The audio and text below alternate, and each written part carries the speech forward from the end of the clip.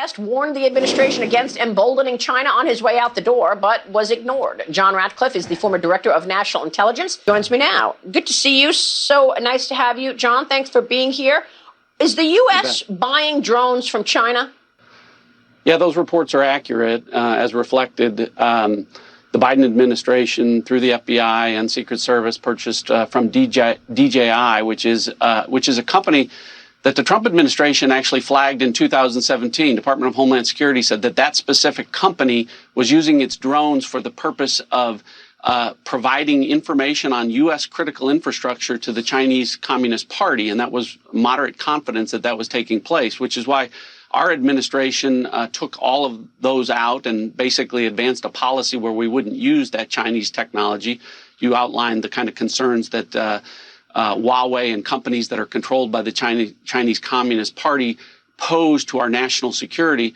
So, like so much that the Biden administration has done on national security lately, this makes very little sense. It's harmful to our national security, and also Chinese drone technology is not as good as U.S. drone technology. So it's hard to make sense out of what's doing this, other than it is consistent with the Biden administration taking a softer approach, trying to promote a false narrative that somehow China is a competitor, not an adversary. And you would think that the lessons learned from COVID would teach everyone that China's not to be trusted, and that moves like this are harmful to our national security posture.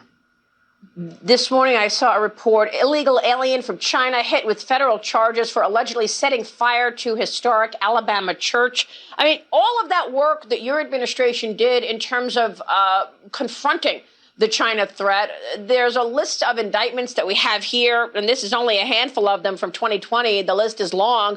In terms of the crackdown on Chinese espionage, everybody from the University of Arkansas professor indicted for wire and passport fraud to the head of the biology department at Harvard, who were being paid to send information back to China. We haven't seen any indictments under Joe Biden. Has the espionage threat gone away, or are there spies right now in the United States and particularly in Wall Street firms, from your standpoint? Yeah. Well, absolutely. In fact, to that point, Maria, I went to Capitol Hill as the director of national intelligence last year to brief Congress on those efforts, and particularly on China's efforts to target members of Congress at a rate of 6 times greater than any other country. And you're familiar with Chinese spies and a relationship with California Congressman Eric Swalwell. So, the idea that all suddenly stopped is nonsensical.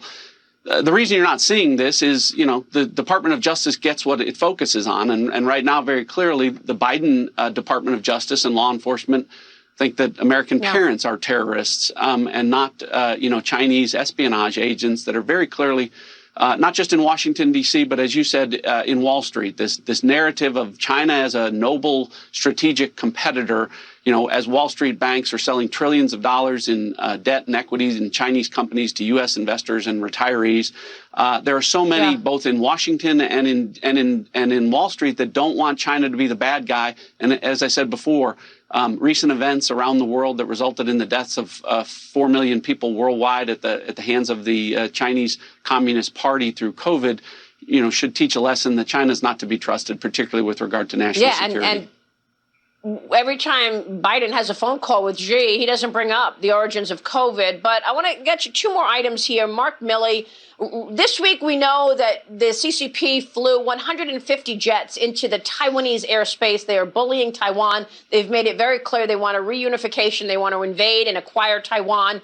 And yet Mark Milley claims that the U.S. is the threat. And that he had to de-escalate things by calling his Chinese counterpart and saying, if Trump invades China, we'll give you a heads up in advance. You were the director of national intelligence at the time. What does the intelligence say that around Trump potentially invading China? What can you tell us?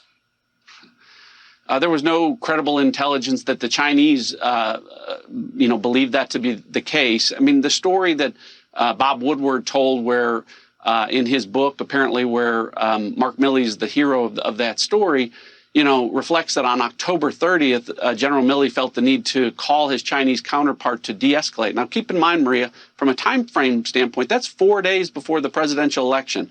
Now, the idea that something like that took place and Mark Milley, as the president's principal military advisor, didn't brief President Trump on that, or myself, as the president's principal intelligence advisor, didn't brief President Trump, would tell you that it just didn't happen. I've had Trump cabinet members, when this story broke, contact me saying, what is General Milley talking about? There was nothing to de-escalate. We held no National Security Council meetings regarding this in the days in advance. Yeah. It's simply not true. And so, Mark Milley was the hero in a fiction that didn't take place. And what's troubling about that, Maria, is, sitting chairman of the Joint Chiefs shouldn't be partisan and political. And he clearly went out of his way to participate in a hit piece book against President Trump, and it's just inappropriate. And I don't think that he should be serving in that role. To your point about Taiwan, we predicted that. Yep. Well, we predicted this. We said there'd be a ripple effect from Afghanistan, that our adversaries, particularly China and the Indo-Pacific, would test American resolve in the face of a retreat and a surrender to the Taliban. And that's exactly what's happened in Taiwan. And we cannot afford to let that happen. And unfortunately, I think the Chinese are going to continue to be aggressive over the next 3 years when they see weak leadership in the White House.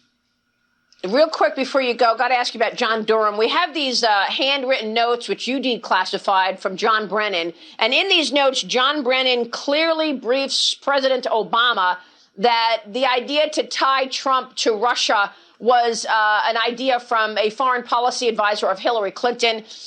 You declassified these notes, and it is clear that they show Brennan telling Obama, we have intelligence that proves Hillary Clinton is trying to tie Trump to a Russia scandal. And that was part of, obviously, what they knew to be true, even though they made believe they thought Trump was colluding, and the media followed suit.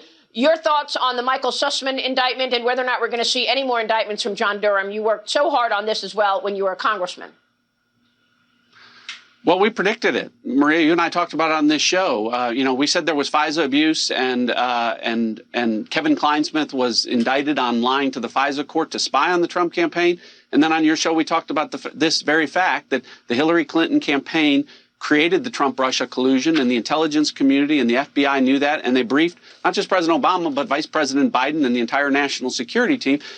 I expected and said there would be indictments forthcoming. Michael Sussman's is the first of what I would hope would be a number, based on the fact, I provided not just those declassified documents, but I provided 1,000 intelligence community documents that I think support additional charges that I would expect John Durham to bring.